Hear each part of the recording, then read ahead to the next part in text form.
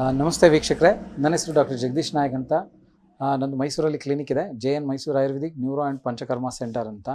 ನಾನು ಡಿಸ್ಕ್ ಬಲ್ಜು ಮತ್ತು ಸೊಂಟದಲ್ಲಿ ಕುತ್ತಿಗೆಯಲ್ಲಿ ಬರುವಂಥ ನೋವುಗಳು, ಸ್ಪೈನಲ್ ಕಾರ್ಡಿಂದ ಬರುವಂಥ ನೋವುಗಳು, ಕಾಲು ಎಳ್ತಾ ಬರುವಂಥದ್ದು, ಕೈಯಿಂದ ಎಳ್ತಾ ಬರುವಂಥದ್ದು, ಮತ್ತು ಈ ಜಾಯಿಂಟ್ಗಳಲ್ಲಿ ಬರುವಂಥ ಪ್ರಾಬ್ಲಮ್ಗಳಾಗ್ಬೋದು, ಮತ್ತು ಲಕ್ವ ಪ್ಯಾರಲಿಸಿಸ್ ಅಥವಾ ಪೈಲ್ಸ್. ನಮ್ಮ ಸೆಂಟ್ರಲ್ಲಿ ಇದಕ್ಕೆ ಉತ್ತಮವಾದ ಚಿಕಿತ್ಸೆ ಇದೆ. ಆಯುರ್ವೇದಿಕ್ ನ್ಯೂರೋಥೆರಪಿ ಅನ್ನೋದೊಂದು ಸ್ಪೆಷಲ್ ಟ್ರೀಟ್ಮೆಂಟ್ ನಾವು ಮಾಡ್ತೀವಿ. ಇವತ್ತು ನಾನೊಂದು ಫ್ರೋಝನ್ ಶೋಲ್ಡ್ರ್ ಬಗ್ಗೆ ಹೇಳ್ತೀನಿ. ಅದಕ್ಕೆ ನಮ್ಮಲ್ಲಿ ಫ್ರೋಝನ್ ಶೋಲ್ಡ್ರಲ್ಲಿ ಒಂದು 5 ದಿನದಲ್ಲೇ ನಾವು ಅವ್ರಿಗೆ without surgery, without any pain killer ಹೇಗೆ ವಾಸಿ ಮಾಡೋದು ಅನ್ನೋದು ನಮ್ಮದು ಆಯುರ್ವೇದಿಕ್ ನ್ಯೂರೋಥೆರಪಿಲಿ ಮಾಡೋದು ಹೇಳ್ಕೊಡ್ತೀನಿ. ಫ್ರೋಝನ್ ಶೋಲ್ಡ್ರ್ ಅಂದರೆ ಏನು? ಆ್ಯಕ್ಚುಲಿ ನೋಡಿ, ಫ್ರೋಝನ್ ಅಂದರೆ ಒಂದು ಗಟ್ಟಿ ಆಗ್ತಾ ಇದೆ ಅಂತ ವಸ್ತು. ಅಂದರೆ ತುಂಬ ಕೋಲ್ಡ್ ಟೆಂಪ್ರೇಚರಲ್ಲಿ ಯಾವುದಾದ್ರೂ ಒಂದು ಮಟನ್ ಅಥವಾ ಚಿಕನ್ ಹಿಟ್ಟು, ಇಲ್ಲಾಂದರೆ ಉದ್ದಿನ ಹಿಟ್ಟು ಅಥವಾ ಗೋಧಿ ಹಿಟ್ಟನ್ನ ನಾವು ಕಲಸಿ ಇಟ್ಟಾಗ ಅದು ಹೆಂಗೆ ಹಾರ್ಡ್ ಆಗುತ್ತೆ, ಅದೇ ಥರ ನಮ್ಮ ಮಸಲ್ಸ್, ಈ ಜಾಯಿಂಟ್ಗಳಲ್ಲಿ ಏನಾಗುತ್ತೆ, ಈ ಮಸಲ್ಸ್ ಎಲ್ಲ ಲಿಗಮೆಂಟ್ ಥರ ಗಟ್ಟಿ ಆಗ್ಲಿಕ್ಕೆ ಸ್ಟಾರ್ಟ್ ಆಗುತ್ತೆ. ಆ ಫ್ರೋಝನ್ ಆಗೋ ನೇಚರ್ನೇ ನಾವು ಫ್ರೋಝನ್ ಶೋಲ್ಡರ್ ಅಂತ ಕರಿತೀವಿ. ಆ ಪೇಯ್ನನ್ನು ಇದು ಯೂಶ್ವಲಾಗಿ ಸಾಮಾನ್ಯವಾಗಿ ಜನರು ನಾರ್ಮಲ್ ಆಗಿರೋ ಪರ್ಸನ್ಸ್ಗಿಂತ ಡಯಾಬಿಟೀಸ್ ಯಾರಿಗಿರುತ್ತೆ ಅವ್ರಿಗೆ ಕ್ರಮೇಣ ಬರ್ತಾ ಹೋಗುತ್ತೆ. ಏನು ಲಕ್ಷಣ ಅಂತಂದರೆ ಕೈ ಎತ್ತಲಿಕ್ಕೆ ಕಷ್ಟ ಆಗುತ್ತೆ, ಕೈ ತುಂಬ ಇಷ್ಟೇ ಎತ್ತಕ್ಕಾಗೋದು, ಅಥವಾ ತುಂಬ ಹಿಂದಕ್ಕೆ ಹೋಗಲ್ಲ, ತಲೆ ಬಾಚ್ಕೊಳ್ಳಿಕ್ಕೆ ಕಷ್ಟ ಆಗುತ್ತೆ, ಶರ್ಟ್ ಹಾಕ್ಕೊಳ್ಳಿಕ್ಕೆ ಕಷ್ಟ ಆಗುತ್ತೆ. ಈ ಥರದನ್ನು, ಈ ಭುಜದ ನೋವು ಇದೆಯಲ್ಲ, ಇದನ್ನು ಫ್ರೋಝನ್ ಶೋಲ್ಡರ್ ಅಂತ ಕರಿತೀವಿ ನಾವು. ಈ ಫ್ರೋಝನ್ ಶೋಲ್ಡರ್ ಯಾಕೆ ಬರುತ್ತೆ ಅಂತಂದರೆ, ಇದು ಒಂದು ಕೈ ಮೂಳೆ ಮತ್ತು ಇದನ್ನು ಕಾಲರ್ ಬೋನ್ ಅಂತ ಹೇಳ್ತೀವಿ, ಇದನ್ನು ಸ್ಕೆಪುಲಾ ಅಂತ ಕರಿತೀವಿ. ಈ 3 ಬೋನ್ಗಳು ಜಾಯಿಂಟ್ ಆಗುತ್ತಲ್ಲ, ಅದನ್ನು ಶೋಲ್ಡರ್ ಜಾಯಿಂಟ್ ಅಂತ ಕರಿತೀವಿ. ಈ ಜಾಯಿಂಟ್ಗಳು ಹೇಗಿರುತ್ತೆ ಅಂದರೆ, ಒಂದಕ್ಕೊಂದು ಮೂಳೆನ ಲಿಗಮೆಂಟು ಟೈಟಾಗಿ ಹಿಡಿದಿಟ್ಕೊಂಡಿರುತ್ತೆ, ಇದ್ರ ಮೇಲೆ ಮಸಲ್ಸ್ ಇರುತ್ತೆ.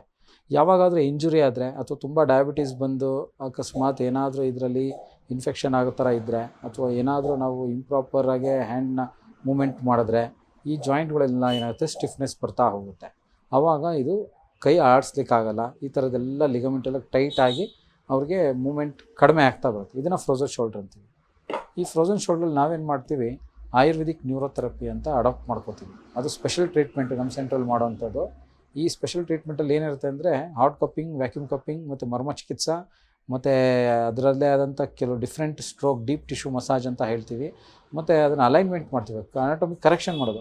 ಅನಾಟಮಿಕ್ ಕರೆಕ್ಷನ್ ಹೇಗೆ ಮಾಡ್ತೀವಿ ಅಂದರೆ, ಅದೊಂದು ಆಯುರ್ವೇದಿಕ್ದು ಪುರಾತನದ ಒಂದು ವಿಧಿ ಇದೆ, ಅದನ್ನು ಈಗ ಕೈರೋ ಪ್ರಾಕ್ಟೀಸ್ ಅಂತ ಕರೀತಾರೆ. ಅದನ್ನು ನಾವು ಅಡಾಪ್ಟ್ ಮಾಡ್ಕೊಂಡು ಜಾಯಿಂಟ್ ಮೊಬಿಲಿಟಿನ ಇನ್ಕ್ರೀಸ್ ಮಾಡ್ತೀವಿ. ಅಂದರೆ ಅದನ್ನು ಸಿಂಪಲಾಗಿ ಕನ್ನಡದಲ್ಲಿ ಆಡು ಭಾಷೆ ಹೇಳಬೇಕು ಅಂದರೆ, ಅದನ್ನು ಲಟ್ಕೆ ತೆಗೆಯೋದು ಅನ್ನೋದು ಒಂದು ಪದ್ಧತಿ ಇದೆ. ಆ ಥರದ್ದು ಅದನ್ನು ನಾವು ತೆಗೆದು ಸೆಟ್ ಮಾಡ್ತೀವಿ. ಇದ್ರ ಜೊತೆಗೆ ನಾವು ರಕ್ತ ಮೋಕ್ಷಣ ಅಂತೀವಿ, ಬ್ಲಡ್ ಕಪ್ಪಿಂಗ್ ಅಂತೀವಿ, ಮತ್ತು ನೀಡ್ಲಿಂಗ್ ಅಂತ ಹೇಳ್ತೀವಿ. ಲಾಸ್ಟ್ ಡೇ ಅಗ್ನಿಕರ್ಮ ಅಂತ ಮಾಡ್ತೀವಿ. ಅದು ಅಗ್ನಿಕರ್ಮ ಅಂದರೆ ಮೈಕ್ರೋ ಥರ್ಮಲ್ ಕಾರ್ಟ್ರಿಕ್ ಪ್ರೊಸೀಜರ್ ಅಂತ. ಅದು ಸೂಕ್ಷ್ಮವಾಗಿ ಮಾಡೋವಂಥ ಮರ್ಮ ಪ್ಲೇಸಲ್ಲಿ ಮಾತ್ರ ಮಾಡ್ಕೋತೀವಿ ನಾವು. ಇದರಿಂದ ಏನಾಗುತ್ತೆ, ಅವ್ರಿಗೊಂದು 5 to 7 days ಮ್ಯಾಕ್ಸಿಮಮ್ ಅಂದರೆ 10 ದಿನದೊಳಗೆ ವಿತೌಟ್ ಸರ್ಜರಿ ನಮ್ಮ ಟ್ರೀಟ್ಮೆಂಟಲ್ಲಿ ಅವ್ರನ್ನ ಕೈನ ನಾರ್ಮಲ್ಸಿಗೆ ತರ್ಬೋದು. ಅದ್ರ ಜೊತೆಗೆ ಆಯುರ್ವೇದಿಕ್ ಮೆಡಿಸಿನ್ಸು ಮತ್ತು ಡಯಟು, ಒಂದಿಷ್ಟು ಎಕ್ಸಸೈಸ್ ಅಂದರೆ ಯೋಗಗಳನ್ನ ನಾವು ಹೇಳ್ಕೊಡ್ತೀವಿ. ಆ ಪೋಸ್ಚರ್ನ ಮಾಡಿದ್ರೆ ಅವರು ಉತ್ತಮವಾದ ಜೀವನ ಮಾಡ್ಬೋದು. ತುಂಬ ರಿಲ್ಯಾಕ್ಸ್ ಅನಿಸ್ತಾ ಇದೆ.